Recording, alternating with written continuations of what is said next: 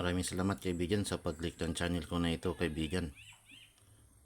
So, paki-like and share naman kaibigan sa ating mga kaibigan dyan para magiging updated din sila sa mga video tutorial na ating gagawin kaibigan.